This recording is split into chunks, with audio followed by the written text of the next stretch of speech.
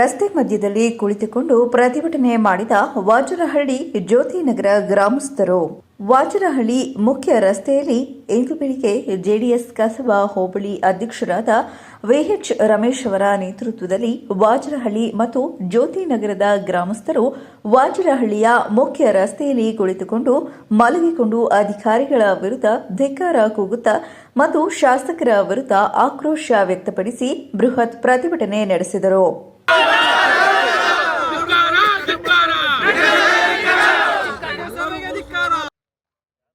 ನಂತರ ಮಾಧ್ಯಮದ ಜೊತೆ ಮಾತನಾಡಿದ ಜೆಡಿಎಸ್ ಕಸಬಾ ಹೋಬಳಿಯ ಅಧ್ಯಕ್ಷರಾದ ವಿಎಚ್ ರಮೇಶ್ 85 ಲಕ್ಷ ಅನುದಾನವನ್ನು ವಾಜರಹಳ್ಳಿಯ ಮುಖ್ಯ ರಸ್ತೆ ಅಭಿವೃದ್ಧಿಗೆ ಹಾಕಿದ್ದಾರೆ.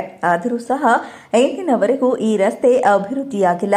ದಿನ ಬೆಳಗ್ಗೆ ಆದರೆ ಸಾವಿರಾರು ಜನ ಈ ರಸ್ತೆಯಲ್ಲಿ ಓಡಾಡುತ್ತಾರೆ ಮತ್ತು ಶಾಲೆಗೆ ಮಕ್ಕಳು ಸಹ ಹೋಗುತ್ತಾರೆ.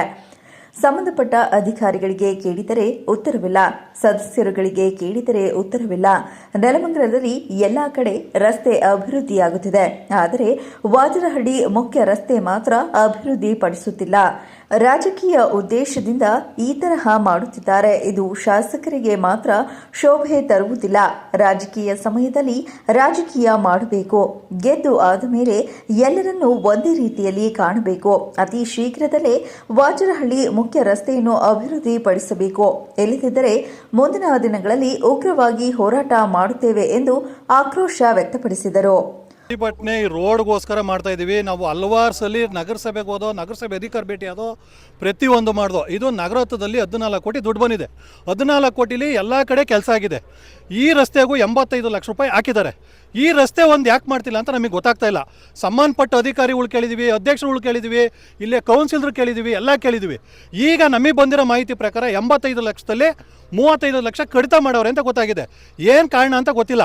ನೋಡಿ ಈ ರಸ್ತೆ ನೋಡಿ, ಬೆಳಗ್ಗೆ ಆದರೆ ಸಾವಿರಾರು ಜನ ಮಕ್ಕಳು ಸ್ಕೂಲ್ಗಳಿಗೆ ಹೋಗ್ತಾರೆ, ಸಾವಿರಾರು ಜನ ಕೆಲ್ಸಗಳಿಗೆ ಹೋಗ್ತಾರೆ. ಓಡಾಡೋಕ್ಕಾಗುತ್ತೆ. ಇದರಲ್ಲಿ ಒಂದು ಕಾರ್ ಬಂದರೆ ಒಂದು ಬೈಕ್ ಹೋಗಲ್ಲ. ಯಾವ ಮಾಡಿದ್ರೆ ಆ ಕಡೆ ಹಳ್ಳಕ್ಕೆ ಬೀಳ್ತಾರೆ. ಎಷ್ಟೋ ಜನ ಇಲ್ಲಿ ಬಿದ್ದು ಕೈಕಾಲು ಮುರ್ಕೊಂಡವ್ರೆ. ಇದನ್ನ ಯಾರ ಹತ್ರ ಹೋಗಿ ಕೇಳೋಣ ನಾವು? ಹೇಳಿ ಸಮಸ್ಯೆ. ಈಗ ನೋಡಿ, ನಾವು ನಮ್ಮೂರಲ್ಲಿ ಮುಖಂಡರುಗಳೆಲ್ಲ ಸೇರಿ ಜಾತ್ರೆ ಮಾಡಬೇಕು ಅಂತೇಳಿ ಎಲ್ಲ ಕೂತಿದ್ದೋ ದೇವಸ್ಥಾನ ಹತ್ರ. ಅಲ್ಲಿ ಎಲ್ಲ ಒಂದು ಮಾತು ಹೇಳಿದ್ರು, ದೊಡ್ಡ ದೊಡ್ಡ ನಾಯಕರುಗಳಿದ್ದೀರಪ್ಪ ನೀವೆಲ್ಲ, ನಮ್ಮ ರಸ್ತೆಯಲ್ಲಿ ಗಾಡಿಗಳು ಬರ್ತಾವ ಅಂತ ಕೇಳ್ತಾರೆ.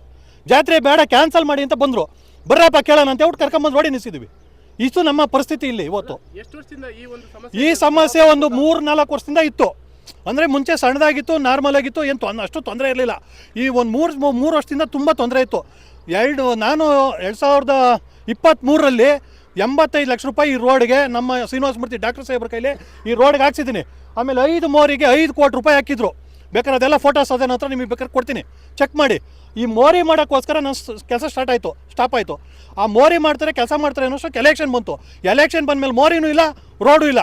ತೂಗಳ್ತೆ ದೂರದಲ್ಲಿದೆ ನೆನಮಂಗ್ಲಕ್ಕಿದು. ನೋಡಿದ್ರಾ? ನೋಡಿ ಆ ಕಸ ನೋಡಿ, ಇದು ನೋಡಿ, ಯಾರೇನೋ ಓಡಾಡೋಕ್ಕಾಗುತ್ತೆ ಇಲ್ಲಿ ಜನ? ಸಾವಿರಾರು ಜನ ಬೆಳಗ್ಗೆ ಎದ್ರೆ ಓಡಾಡ್ತಾರೆ ಈ ರೋಡಲ್ಲಿ. ಏನು ಅಷ್ಟು ಗೊತ್ತಾಗೋದು ಬೇಡವಾ? ಚೆನ್ನಾಗಿರೋ ರೋಡ್ಗಳಿಗೆಲ್ಲ ಕಿತ್ತು ಟಾರ್ಗಳು ಹಾಕ್ತಾರೆ. ಇದೇನಾಗಿದೆ ಇದು? ಯಾಕೆ ಮಾಡಬಾರ್ದು ಅಂತ ಇದು ಮಾಡ್ತಾವ್ರೆ? ಯಾರು ರಾಜಕೀಯ ಉದ್ದೇಶ ಏನು ಮಾಡ್ತಾರೆ ಅಂತ ಅವರೇ ಹೇಳ್ಬೇಕು. ಏನು ಕಾರಣ ಅಂತ ಅವ್ರು ಹೇಳ್ಬೇಕು ನಮಗೆ. ಯಾರು ಟ್ಯಾಕ್ಸ್ ಯಾಕೆ ಕಟ್ಟಲ್ಲ? ಬರ್ರಿ, ಎಲ್ಲ ಟ್ಯಾಕ್ಸ್ ಕಟ್ತಿಲ್ದೆ ನಮ್ಮನ್ನ ಇರಾಕ್ ಬಿಡ್ತಾರ? ಎಲ್ಲರೂ ಕಟ್ತಾರೆ. ಯಾರು ಟ್ಯಾಕ್ಸ್ ಕಟ್ಟಲ್ಲ ಹೇಳಿ? ನಮ್ಗೆ ಫ್ರೀ ಬಿಟ್ಟವ್ರ? ಹೌದು. ಅದಕ್ಕೋಸ್ಕರನೇ ಬಂದು ನಾವು ಎಲ್ಲ ಕಡೆ ಕೇಳ್ದೋ, ಎಲ್ಲ ಕಡೆ ಹೇಳ್ದೋ, ಎಲ್ಲ ಕಡೆ ಲೆಟರ್ಗಳು ಕೊಟ್ಟು ಏನು ಇದು ಆಗ್ತಾ ಇಲ್ಲ.